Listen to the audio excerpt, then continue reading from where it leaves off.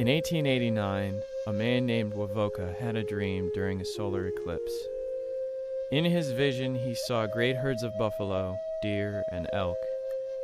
All those that had died before him were full of happiness. There was no disease, no starvation, no one suffered. He also saw God and talked with him. God gave Wovoka a set of commandments that, if followed, would bring about the salvation of his people. Wovoka quickly became known as the Indian Messiah. The news of the Indian Messiah quickly spread across the western Indian reservations, as did his spiritual dance, called the Ghost Dance. Wovoka said that the performance of the Ghost Dance would help bring about the New World.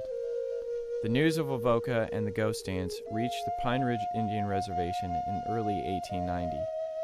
Suffering from drought and poor government rations, the Oglala Sioux on the Pine Ridge began to perform the Ghost Dance fervently.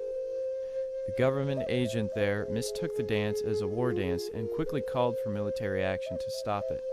By the end of November 1890, no less than 370 soldiers had arrived on Pine Ridge. Tension began to rise throughout December as Army generals attempted to capture the Indian chiefs leading the Ghost Dance. On the morning of December 29th, a village of 230 women and children and 120 men, led by Chief Bigfoot, awoke to find themselves surrounded by the 7th Cavalry.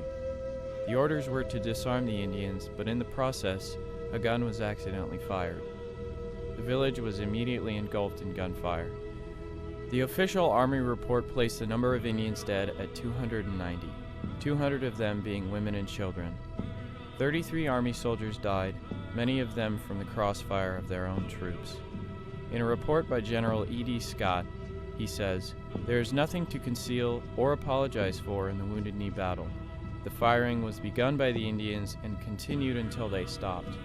Their attack on the troops was as treacherous as any in the history of Indian warfare, and that they were under a strange religious hallucination is only an explanation, not an excuse." Wounded Knee was long known as the last battle of the Indian Wars. It was not until recently that it was officially recognized as what it really was, a massacre. Over a century later, the massacre continues in the town of Whiteclay, Nebraska. The town, located 200 feet from the reservation border and roughly a dozen miles from the site of the Wounded Knee Massacre, has 4 liquor stores, although only 14 people reside there. The liquor stores are State Line, the Arrowhead Inn, the Jumping Eagle, and Mike's. They are within walking distance of the largest town on the reservation, also called Pine Ridge. The 4 establishments are legally allowed to do business. However, their practices are predatory and immoral.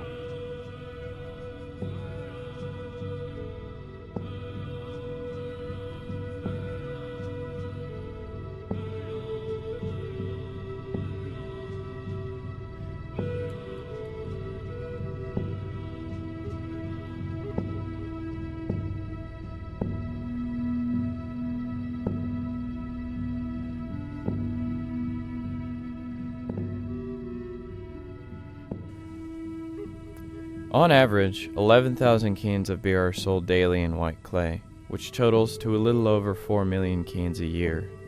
The 4 liquor stores share a yearly revenue of around $3 million, 300,000 of which is tax revenue for the state of Nebraska. Pine Ridge Reservation is dry, meaning both the possession and consumption of alcohol is illegal. Consuming alcohol on the premises of an off-sale liquor store is also illegal, as well as in public and on county roads. Clearly, a town of 14 people could not consume 11,000 cans of beer a day. So that begs the question, where is all the alcohol going, and what are the effects?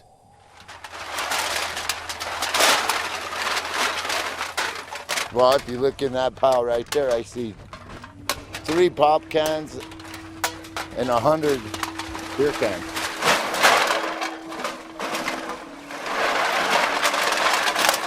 Usually in about a week's time, I'll have about 1,000 pounds. Anywhere from 1,000 to 1,200, 15. The most I ever took was 1,600 pounds, and that's only on my pickup. I don't have a trailer or anything.